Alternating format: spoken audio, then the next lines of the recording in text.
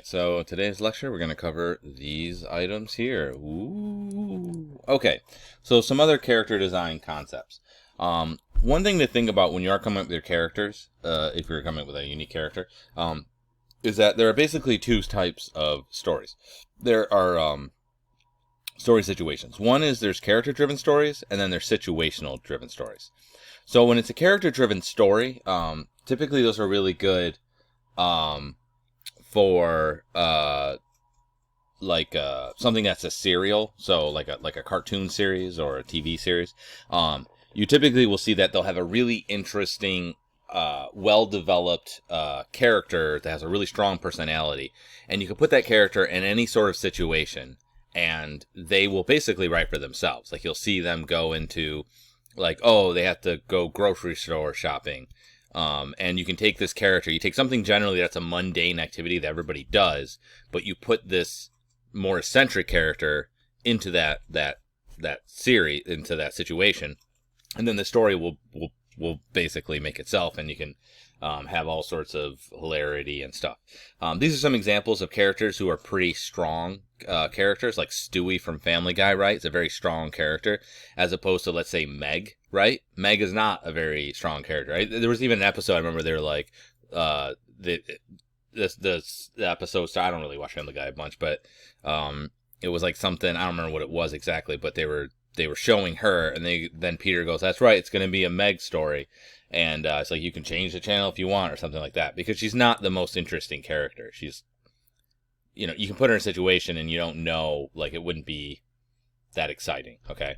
I don't really watch Mick and Morty at all, but obviously he's a lot more exciting, let's say, than he is, right? If we look at, right, Cartman out of the South Park character is like the most extreme character. If you took Stan or Kyle and put them into a situation, they're not going to be as crazy. It's not gonna change what the situation is as much as if you put him in there, right? Family Guy, Louise is one of the more extreme characters, a very strong character. As opposed to situational, which often what you do in these sort of things is that you put these characters in an extreme situation, but you take mundane characters. So you take a character that's like that the audience is supposed to basically recognize and put themselves in, right? Like the point of empathy, but then you put them in like this crazy situation. So it'd be something like, oh, they get picked up by an alien spaceship, or they suddenly the I don't know, like the Men in Black come and they want them to be part of their group, or you take something that's a person that's not like a crazy character, and then you put them into a crazy situation, which is typically what you see with these characters instead, right? So you look at like Scooby-Doo. This guy is not a very exciting character, but he's always put into a situation where it's some sort of crazy stories going on, right? Mickey Mouse is a great example. He's not a very strong character, but they'll put him into these different situations. His supporting cast is very interesting. Donald Duck or Goofy, hilarious, very interesting, cool characters. But Mickey Mouse is not. He's not. I know, like, some of the newer stuff, they've given him more of a personality, but doesn't have a strong one. You do want to be worried about cliched characters. So basically, there's a big thing, particularly in movies, you see it a lot, where what they'll do is they just kind of create the same character over and over again. And I mean this both by story and also by design. So there's a lot of different theories as to why this happens. John Kay, Chris Falusi or whatever, the guy who created Ren and Stimpy, he calls it the bland boy. But basically the idea is that there's a character and they use kind of the same character design over and over again. Some of the theories as to why that would be is, one, that if you're making a movie, right, you're spending tens of millions of dollars on this movie, maybe $100 million, depends, how big the movie is. You don't want to make, the more extreme you make the character design, the more like interesting and eccentric the character design is, the more there are people that aren't going to like it. The more mundane and round and not extreme, the more the viewership will accept it. It won't be as interesting, but they'll be more likely to accept it. So Mickey Mouse is a really good example. So he's all circles. There's nothing edgy about him. He's not particularly interesting visually, but that's pretty important because if you think about it, he's not only a character, he's actually a brand as well. So they don't want to make a character that people will not particularly like. Okay, he's not particularly edgy or interesting, but that's what it is. Some other things is that if you make a character, I'm sure you've seen like behind the scenes where they have like character designs, then they'll have these really interesting like crazy cutouts or these paintings or just these really sketchy, interesting things. And I think what happens is that they'll hand that to the next person, like, oh, this hair is way too crazy, and they'll bring it down. And then the next person will be like, oh, the nose is too long. And then the next person's like, oh, the eyes are too small. And they'll go through, and I think it's almost like if you have like a cool stone that you find, right? And if I hand it to one person, like, this part's too sharp, and they'll kind of brush that down. You hand it to another person and then they're like, oh, that part's too rough. And by the end of the production line, you end up with just a smooth, round stone. And you basically take away anything that's of interest. But I like these two as an example because I think visually they're somewhat similar. And even the newest movie, which is I just saw Onward, if anyone's seen that. That's another example. But they're visually they're somewhat. He looks a lot like that character. Visually they're somewhat similar, these two, but they're also but actually the story is the same. So if you think about it, let's do the story here, right? So he is a guy who has a want to be the best at what his father is, but his father is dead. Right? His father was the best that you ever saw, but he's the worst at it, right? You look at him, right? So his father is the best dragon hunter, right? But he's the worst at it, okay? Then what happens is, so his father was the best cook there ever was. He meets a magical being that helps him be the best at what it is. So he meets that rat, right? But the rat is the antithesis of what they believe in, right? So rats are, you don't like rats when it comes to food. So over here, he meets a dragon that teaches him to be the best that there ever was. But the dragon's the antithesis of what they believe in, right? They don't like dragons. And then you go over here, so he uses the dragon, he becomes the best there ever was, and then eventually people see, or not the dragon, sorry, the rats, eventually the rat gets seen, but it changes the mind of everyone, and they say, oh, that's okay, and it changes everything around them. Again, they see, oh, the dragons are okay, and it changes the way everyone treats it and what have you, right? So, you kind of go back and forth, but basically these are the same characters, same story. I mean, it's the same story all the time. It's always the parents are dead, and the kids have to live up to their parents' expectations, and but they pave their own way. And usually it's the antithesis of what they're going to be. So anyway, you'll see it over and over again. It's the typical thing. All right. Anyhow, so yeah, you can kind of see here. You get the idea. So some other things that you see are game characters. So game non-character stories. So some games have characters with no character. And the reason for that is, what was this one supposed to be, I wonder? No, this one's not there anymore. But basically they're characters that they don't have a lot of character. They're cool, typically. And I know some of you guys are going to argue, oh, they have character, blah, blah, blah. But generally they don't talk a lot. They don't have a lot of things to say. And the reason for that is because you are the character, right? I'm playing as Master Chief. I don't need Master Chief to tell me what to doing. I'm telling him what to do, right? You play as Mario, you're playing Mario, right? Was it Felix or something? I don't know this guy's. I don't play I don't play Gears of War. But there's actually an interesting thing here. If you click on this article, let me close this one out. And you can actually see that the character designs are basically the same. There was a period of time where all the character designs kind of looked the same, and they kind of overlaid them here. It's a fun article anyway, so you should definitely check it out because they go through and they kind of break it down. But the idea is because you are the character, the characters themselves don't generally, they're a vehicle for you to play the game. Okay, I know there are some games that have like pretty strong characters, but even those generally they're not as strong as like a TV series or a film, okay? Usually they're a little bit less of that. Oh man, I'm like missing pictures here too. Well, that's pretty lame. Another example of this actually is princess movies. So if you look at like early Disney princess movies, the princesses, for the most part, don't really have much of personalities, right? They're not strong female leads. Generally, they're waiting for a man to save them, right? It's like the typical. It's really, they're kind of terrible. That's why the movies aren't generally very good. You know, you take Snow White. She is not her own protagonist. She doesn't do anything. Just things happen to her. Sleeping Beauty, same thing. She's asleep for half of it. I mean, you go down the line. Cinderella, I mean, she kind of does a little bit, but not really. That's why I like The Princess and the Frog. The Princess and the Frog, she is a woman who, she drives her own story. She's the reason why she gets from point A to point B. But the reason why, again, is because you're supposed to fantasize, you know, about being a princess, right? My daughter would look at me and be like, oh, I'm a princess. She pictures herself being the princess. So the princess doesn't need to have a personality. Her personality would go into that princess. So personality stereotypes. Sometimes you can do this for if you're trying to create a story or something, and you're trying to do a shortcut of what the character is. So you don't have a lot of time to spend on character development, of making a character, like building out a whole background of the story of the character, and you're just literally trying to have them be a device for the story.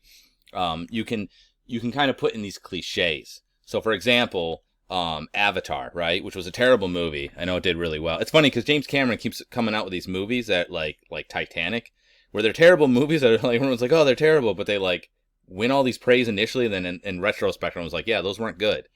Anyway, but this movie is full of cliches, right? So she's like I'm tough, whatever chick, and I'm gonna, you know, I'm not listening to anybody. I'm a rebel, right? Like I've seen that, like in Aliens, there was the same chick. It's like the same character I've seen a million times. There's the one guy who's got the scar on his head. I forget what his name is. Lang, I think, is the actor's name. He's not on here, but he's like, I'm tough and blah, blah, blah, and he's shooting things, right? He's like the stereotypical drill sergeant character that you've seen a million times before. There's no character development. They have the nerdy guy that you've seen a million times before, or he's just like, I'm, you know, dorky and awkward. Those characters work well because he wanted to spend a lot of time on just like, look at the pretty atmosphere that CG can make, and act like he did something. Sorry, I'm really hating on him today. But you know what I mean? You really like the atmosphere is really beautiful, and he doesn't spend any time on the characters, which typically that's what you want to spend the time on, is the characters, not the thing. But if you're just using them as a device, like if you're just trying to make a character and the character is just supposed to be evil, you can stereotype and create a cliche of like that typical evil character, and everyone will understand what that is without having to develop a lot of time on it, if you need to develop time on other areas. So some other things are genotype versus phenotype. So genotype just means that basically, you know, that's your genetic, like this is how you would be. But phenotype is what actually ends up coming out. So you could do things where, like, you know, this is all the same llama, right? But by having different outfits and things, you know, he's expressed himself in different ways. So sex, that's another thing that has an effect on characters. Some characters can be pretty sexy, some can be less. It's one of those things where typically you see most cartoon characters, what they'll do in order to create intrigue and design is that they make things cute, because people find things that are cute appealing. The other thing that's also universally appealing is sex. People are generally appealed in that, but it's a little bit harder to sell because it's, you know, it's more naughty. Now, when you do a character and you're making a male or female, particularly females, you'll notice that all the early characters, they were just the male characters, and they just put like girl clothing on them, and they would pose them feminine, right? So if you look, she's literally the same design as him. And you look at Daphne Duck, same thing. Any of the early female characters, they were generally supportive characters. They weren't leads, and they were not interesting. Kind of the first one was Grim Natwick. When he worked for the Fleischer Studios, they had Betty Boop. And the idea with Betty Boop is that she's literally a child's face on a woman's body. That was what they were going for. But she was one of the first female leads, and she had a very unique character design. Now, there are things that I think are good about her and things I think that are bad. If you look at her body, like if we took her head and we cut it off, you look just at her body, and I showed you that, you would not know who it is. You'd be like, it looks like a generic female body. Now her head shape is very interesting. This is an interesting shape. It's very unique. If I gave you just her head, just it in silhouette, you would know what it was. Either that or you think it was a green pepper with weird hair on it, right? But generally speaking, you would understand what that is. So, but that was the idea of trying to make the character, making a feminine character. But I would say don't try to go so obvious, video games in particular are really bad, where they make just these super sexy characters that just doesn't make sense. Like the elf warrior princess, and she's wearing barely nothing, but it doesn't make any sense because if she's a warrior, she should have like stuff to protect her. It's just cheap, so I wouldn't suggest doing that. Try to express it more through pose. And one of my favorite female early animated characters is Ursula, right? Ursula is an awesome character from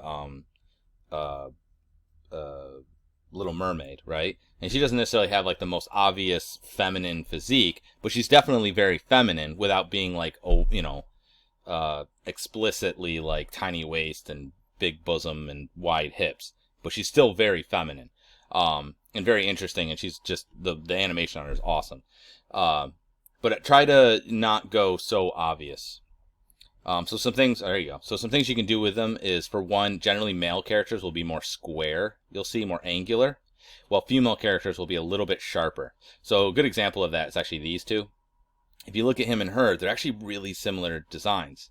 But like notice that his nose, they went out like this and then squared it out, as opposed to her, where it kind of shoots out and it's more triangular. Right? She's got a little bit softer curves and things, but obviously the sensitivity, the draftsmanship of the Disney animators were phenomenal. But again, she's also very angular, triangular, right? But she's also got these nice S curves throughout her body and stuff, so it still is very feminine. And then you look at him, and he's got square jaw, typical kind of square shoulders, things like that. Okay. Some other things that can affect you are age. So it affects basically, you can read this here, you get the idea. Affects basically the pose. So when you're a baby, when you first start walking, your back will be arched when you're crawling around. Then when you first start walking, it gets arched, it gets concaved this way. And then when you're an awkward teen, it gets again arched this way. And then you're a confident adult, and then you're old again. So you'll see this like C curve that goes back and forth, depending on the age of the person. Okay. The proportions also change. So mostly it's the head to body ratio. So when it's a baby, it's like 1:3. There'll be 1/3 head and 2/3 body. And then until it becomes like, 6 heads, or they did 8 heads here. That's a little bit ridiculous. Usually it's like around 7 heads probably. Yeah. Time and location. So this is a really good thing to do when you are coming up with character design. The first thing you should do is decide what time your film or whatever this medium is going to go into, and then where. If you look at any of the really good animated feature films, they will take whatever the style is of the art that is meant to represent what they're doing, and then they will imbue it into it. So right here we have Secret of Kells. It's a really beautiful film, but you see they took like Celtic art, and then literally the style of the film has that very flat, these beautiful lines and curves that you would see in the similar color palette as well, like golds and greens and that sort of thing. Mulan is another example, right? I mean, you take any one of the Disney films, even though all the character designs are the same. If you look at any of the Disney princesses, they're literally the same character design. What they do is the way that they draw the characters is different. They'll mimic what the style is of the period of time and the location of which they're making. So if you look at like a lot of the Mulan, like the backgrounds and stuff, they look like Chinese ink paintings. Prince of Egypt, again, if you look at most of it, has that, it's very much reflective of the Egyptian art. Okay, so I would take a lot of cues from that. Some things also you can do for visual cues, depending on what you make large versus small, can kind of tell you whether a character is, what type of character they are. So for instance, if you want to make a strong character, it's not big muscles, it's a big chest. Right? He looks like a strong character. He's got itty bitty arms. Look at these things. But by having thin arms against the big chest, it's more exaggeration, and it makes him look larger. Also little feet. So this is kind of the typical, you could find a million, Johnny Bravo, right? Or that bulldog from Tom and Jerry. This is kind of the typical look that you would see. If you're doing a baby character, a cute character, right? Plankton is not a cute character, right? But by making his head 2/3 of his body and his body 1/3, it makes him look cuter. Squidward, right, is a smart character, so they give him a big brain. Seems pretty obvious. If you look at Patrick, right, he's a bit of a sloth character, and he's also not particularly intelligent. So small brain area, large gut area. You get the idea that he's impulsive, that he's gluttonous. Trying to do a more obvious kind of feminine, she's actually not very interesting character, then, you do the hourglass figure. And if you're trying to do a really masculine male, right, you square all these things out. Because even notice that, like, see how this is round? Notice even with his head, they square it out a little bit to make it more masculine looking. But everything they did was to try and make it more square. A really good example also is Halo or Team Fortress. Team Fortress more than Halo, really.